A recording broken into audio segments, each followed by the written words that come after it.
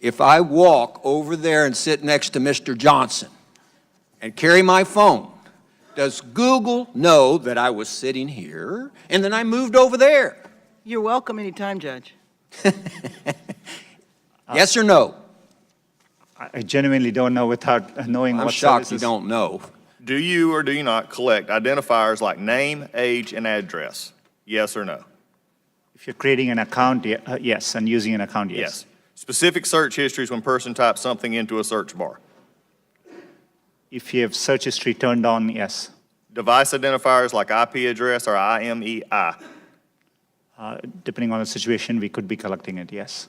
GPS signals, Wi-Fi signals, Bluetooth beacons.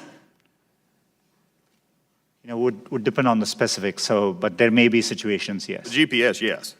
Yes, if you have And location. voice and conversations when using Google Voice products.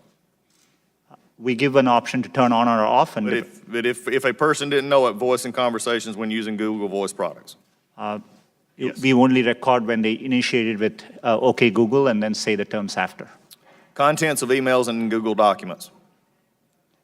We store the data, but we don't read or look at your Gmail. But you have access to them. As a company, we have access to them, yes. So you could. Saying you don't or don't, I'm not asking do you or don't. I'm saying you could, though there is a possibility. We have clear established policies on how we would do that data. And their privacy policy, speaking of that, has changed 28 times, including 8 times since January of 2016. So I think the policies, and this is why I'm asking these questions. There are many things which we don't collect. For example, we don't collect, you could have a product like Google Home, we won't collect conversations unless you specifically ask us to, so you ask a question. And so we definitely are very careful and minimize the data we need to provide the service back to our users. Why, number one, does Google need all this information? We can answer that in the fact that 86% of your revenue comes from advertising, so we know you manipulate the data in some ways. However, can you explain what you do to minimize this data, which is generally an accepted standard practice among those who collect data?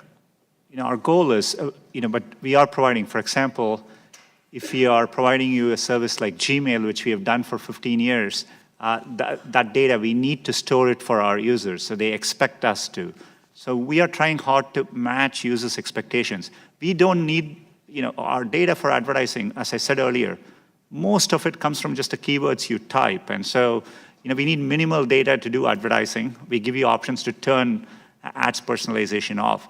We store most of the data we do today to help give users the experience they want, and that's what we're trying to do. Do you believe that Google has been brought out here in some question is biased? Congressman, it's really important to me that we approach our work in an unbiased way. Do you believe that Google is biased? It's either yes or no. No, not in our approach. How do you explain this apparent bias on Google's part against conservative points of view, against conservative policies? Is it just the algorithm, or is there more happening there? Congressman, I understand the frustration at seeing negative news, and I see it on me. On Google, there are times you can search on Google, and page after page there's negative news which we reflect. But what is important here is we use a robust methodology to reflect what is being said about any given topic at any particular time.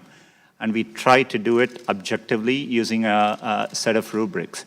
It is in our interest to make sure we reflect what's happening out there in the best objective manner possible. This weekend, I was on MSNBC 4 times, and yet the first thing that comes up is the Daily Caller, not exactly a liberal, but I guess well-known group. Then Roll Call, then Breitbart News, then the Memphis Business Journal, then Breitbart News, then Breitbart. So it looks like you are overly using conservative news organizations on your news. And I'd like you to look into the overuse of conservative news organizations to put on liberal people's news on Google. And if you'd let me know about that, I'd appreciate it. We do get concerns across both sides of the aisle. I can assure you we do this in a neutral way.